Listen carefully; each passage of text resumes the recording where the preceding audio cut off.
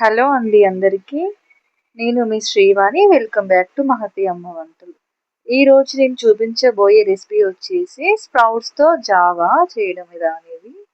Sprouts అంటే నేను చేసిన స్ప్రౌటెడ్ ఏంటంటే రాగులు, సజ్జలు, జొన్నలండి. వీటిని నేను టూ కప్స్ తీసుకున్నాను మూడింటిని. నైట్ కడిగి నానబెట్టుకున్నానండి. మార్నింగ్ మళ్ళీ వాటిని ఫ్రెష్గా మంచి వాటర్తో కడుక్కోవాలి. కడుక్కున్న వాటిని మనం బయట ఆరబెట్టుకోవద్దండి. ఇంట్లోనే ఫ్యాన్ గాలికి ఆరబెట్టుకుంటే సరిపోద్ది. ఎందుకంటే వాటి లోపల ఉండే తేమతోటే మనకి స్ప్రౌట్స్ అనేవి వస్తాయి. 1 డేకు అలా వచ్చాయండి నాకైతే స్ప్రౌట్స్. ఇంకా బాగా వస్తాయి మంచి క్లాత్‌లో కట్టుకుంటే. అంటే ఇప్పుడు ఎండాకాలం గదా! మనం ఊరికి కొంచెం తడుపుకోవాలి. మనం వేసుకున్న ఖర్చు పైన ఏదైనా క్లాత్‌లోనైనా. ఎందుకంటే ఎండకు ఊరికి ఆరిపోతాయి కదండీ! ఈ సజ్జలు ఎక్కువగా రాలేదండి స్ప్రౌట్స్. నార్మల్‌గా లైట్‌గా వచ్చాయి. జొన్నలు బాగా వచ్చాయి. మనము ఓన్లీ రాగులనే రోస్టెడ్ చేసుకుంటే సరిపోతది. జొన్నలను చేసుకోవాల్సిన అవసరం లేదు. అయితే మంచి వాసన వచ్చే వరకు మామూలుగా మీడియం ఫ్లేమ్‌లో పెట్టుకొని వేపుకున్నాను. ఈ మూడింటిని కలుపుకొని నేను మిక్సీ పట్టుకున్నానండి. ఇలా మిక్సీ పట్టుకున్నాను. మనం ఎంబటే డబ్బాలో వేసుకోకూడదు. అది కొంచెం వేడి తగ్గిన తర్వాతకి వేసుకోవాలి. పురుగు పట్టకుండా ఉంటుందన్నట్టు. మళ్ళీ నేను జావ ఎలా చేసుకోవాలో చూపిస్తాను ఇక్కడ. జావ కోసం నేను ఒక బౌల్‌లో వాటర్ తీసుకున్నాను. అందులో కొంచెం సాల్ట్ కూడా వేసుకున్నానండి.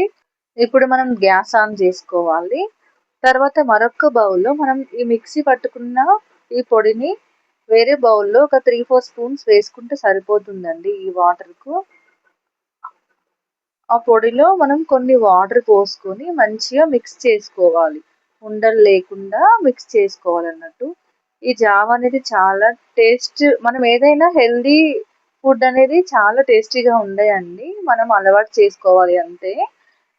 నేను ఇంతకుముందు ఓన్లీ రాగులు, జొన్నలతో ఇలా జావ చేసుకున్నాను. కానీ అవి స్ప్రౌటెడ్‌గా చేయకపోయేదాన్ని. ఈసారి సద్దలు కూడా కలుపుకొని స్ప్రౌట్స్‌గా చేసుకొని మరి ఇలా జావ చేసుకుంటున్నాను. ఇది చాలా హెల్తీ కదా! ఒకసారి ట్రై చేద్దాం అన్నట్టు ట్రై చేస్తున్నాను. మీకు కూడా చూపించాలని చూపిస్తున్నానండి.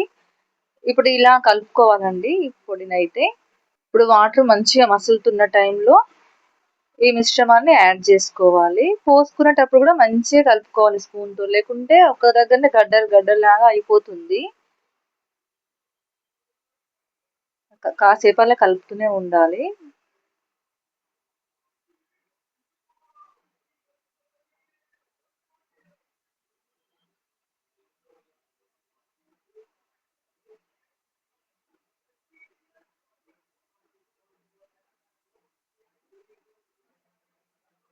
చూడండి ఎలా వచ్చిందో చాలా బాగుంది కదా చూడడానికి.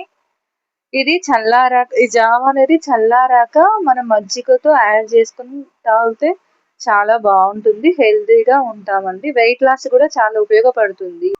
ఇలాంటి మరికొన్ని మంచి హెల్తీ రెసిపీస్ కోసం నా ఛానల్ని అయితే ఫాలో కండి. Thank you for watching. Please do subscribe, like and share.